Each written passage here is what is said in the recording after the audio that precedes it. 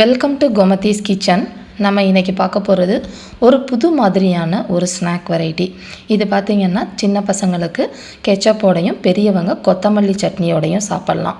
இது சமோசா கண்டிப்பாக கிடையாது. சமோசா மாதிரி இருக்கும், பட் சமோசா கிடையாது. மைதாவும் நமக்கு யூஸ் பண்ணல, கோதுமை மாவும் யூஸ் பண்ணலை. அதே மாதிரி உள்பக்கம் பார்த்திங்கன்னா காய்கறிகளை வச்சு ஸ்டஃபிங்கும் பண்ணலை. இந்த ஸ்நாக் பார்த்திங்க அப்படின்னா 5லேருந்து 10 நாள் ஆனாலும் கெட்டே போகாது. ரொம்ப நல்லாயிருக்கும். சூடு பண்ணி மட்டும் சாப்பிட்டா ரொம்பவே நல்லாயிருக்கும். இதுக்கு நார்த் இந்தியன்ஸில் கச்சோரி அப்படின்னு சொல்லுவாங்க. வாங்க எப்படி செய்யலாங்கிறத பார்ப்போம். கோமதிஸ் கிச்சனை சப்ஸ்கிரைப் பண்ணாதவங்க சப்ஸ்கிரைப் பட்டனை ப்ரெஸ் பண்ணுங்கள். உடனுக்குடனே அப்டேட் வேணும்னா பக்கத்தில் இருக்க பெல் பட்டனை மறக்காமல் ப்ரெஸ் பண்ணிக்கோங்க. ஃபஸ்ட்டு இந்த ஸ்நாக்ஸ் செய்கிறதுக்கு நம்ம உள்ள ஸ்டஃபிங்க்கு ரெடி பண்ண போகிறோம். ஸ்டஃபிங் பார்த்திங்கன்னா பாசிப்பருப்பை நான் ஒரு 1/2 கப் அளவுக்கு பாசிப்பருப்பை எடுத்து நல்லா நசுக்கிற அளவுக்கு ஊறிக்கும். அந்த அளவுக்கு ஊறிட்டு இந்த மாதிரி ஸ்ட்ரெயினரில் வடிகட்டினீங்கன்னா அதில் இருக்க ஈரம்லாம் சுத்தமாக வடியாயிடணும். இந்த அளவுக்கு ஊறினதுக்கு அப்புறமா தான் நீங்கள் தண்ணியை வடிக்கணும்.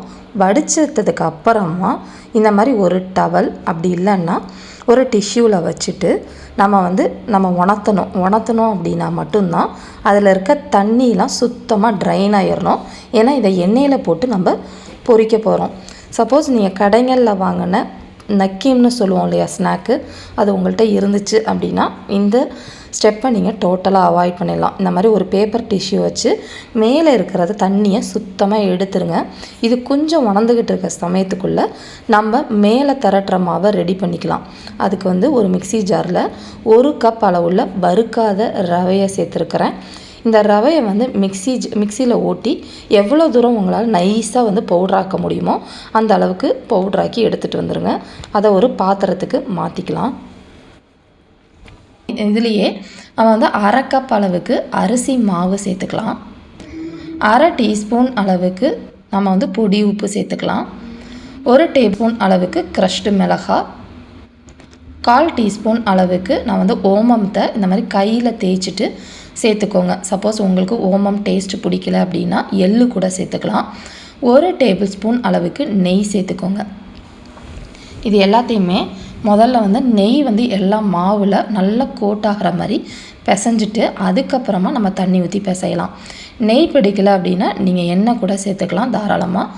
இப்போ நான் 1/2 கப் தண்ணியை ஊற்றி ஃபஸ்ட்டு பிசைஞ்சிருக்கேன்.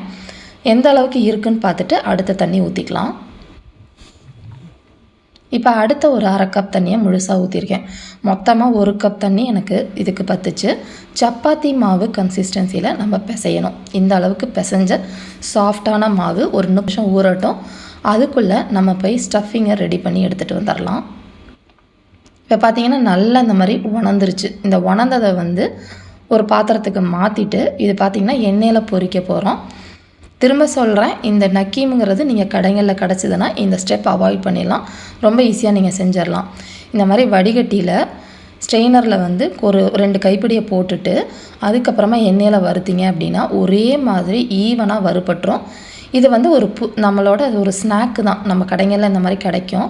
இதை நம்ம ஃப்ரெஷ்ஷாக கூட வீட்டில் செய்யலாம். நீங்கள் 2 in 1 ரெசிப்பியாக கூட இதை வச்சுக்கலாம். இந்த மாதிரி ஸ்ட்ரெயினரில் செய்கிறப்ப ஈவனாக நமக்கு இந்த மாதிரி வறுபட்டுரும். இப்போ இதை ஒரு பேப்பர் டவலில் மாற்றி வச்சுருங்க. ஏன்னா அந்த ஸ்ட்ரெயினரில் இருக்க எண்ணெயுமே அந்த பருப்பில் ஊட்டியிருக்கோம். அதனால் அதிகமாக ஆயில் குடித்த மாதிரி இருக்கும். கண்டிப்பாக கிடையாது.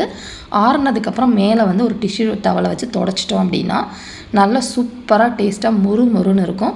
இதெல்லாம் கொஞ்சம் மிளகாத்தூள், பெருங்காயத்தூள், உப்பு போட்டுட்டு சாப்பிட்டிங்கன்னா செம்மையான டேஸ்ட்டாக இருக்கும். இப்போ பாருங்கள், ஒரு டவலை வச்சுட்டு மேலே இந்த மாதிரி தொடச்சிட்டோம் அப்படின்னா சுத்தமாக அதில் இருக்க எண்ணெயெல்லாம் உறிஞ்சிடும்.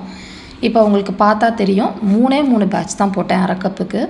நமக்கு ஒரு ஸ்நாக் ரெடி ஆகிடுச்சு.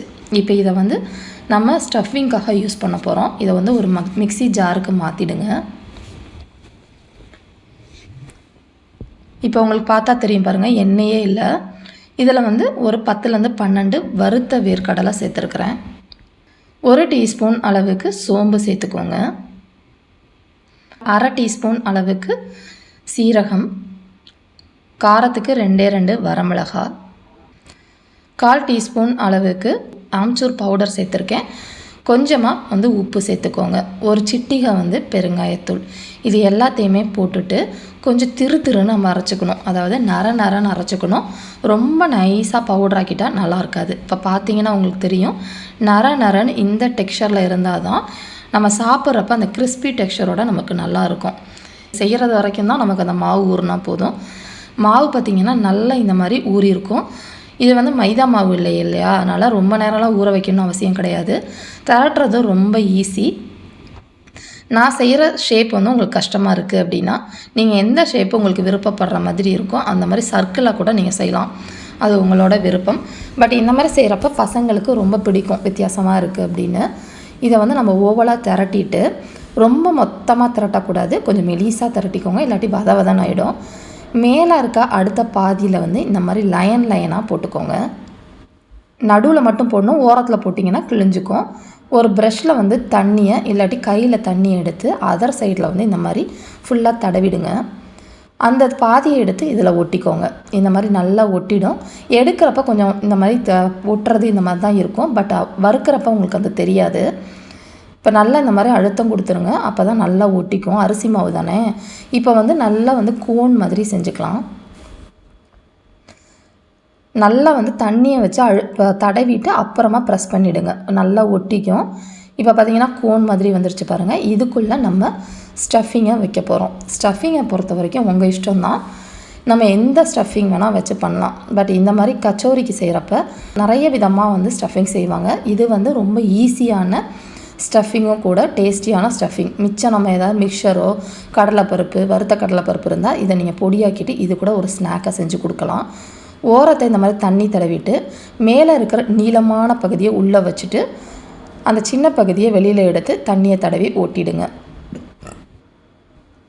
பார்க்குறதுக்கு கஷ்டமாக இருக்க மாதிரி இருக்கும், ஆனால் செஞ்சு பாருங்கள். அரிசி மாவுங்கிறனால ரொம்ப ஈஸியாக நமக்கு அழகாக வந்துடும், கொஞ்சம் கூட பிரியாது.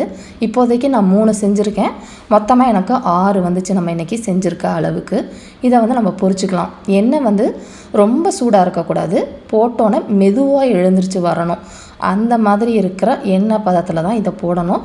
ரொம்ப அதிகமான தீயில் வச்சுட்டு நீங்கள் பொரிச்சிங்க அப்படின்னா மேலே வந்து நல்லா செவந்துடும், உள்ளே வெந்திருக்காது, வதன்னு இருக்கும். அதனால் கொஞ்சம் வந்து மீடியமான தீயிலே பொறுமையாக வேக வைக்கணும். நம்ம எண்ணெய்க்குள்ளே போடுறதுப்ப நல்லா 2 தடவை செக் பண்ணிக்கோங்க, எல்லா இடமும் நல்லா வந்து ஒட்டி இருக்குதா அப்படின்னு. குறைஞ்ச தீயிலே இது வேகிறதுன்னு பார்த்திங்கன்னா கொஞ்சம் நேரம் எடுக்கும். நார்மல் பஜ்ஜி வடை மாதிரி டக்கு நமக்கு வேகாது, கொஞ்சம் நேரம் வேக வச்சு எடுத்தால் தான் நல்லா மொறுன்னு இந்த ஸ்நாக் இருக்கும், இல்லாட்டி வதன்னு ஆகிடும்.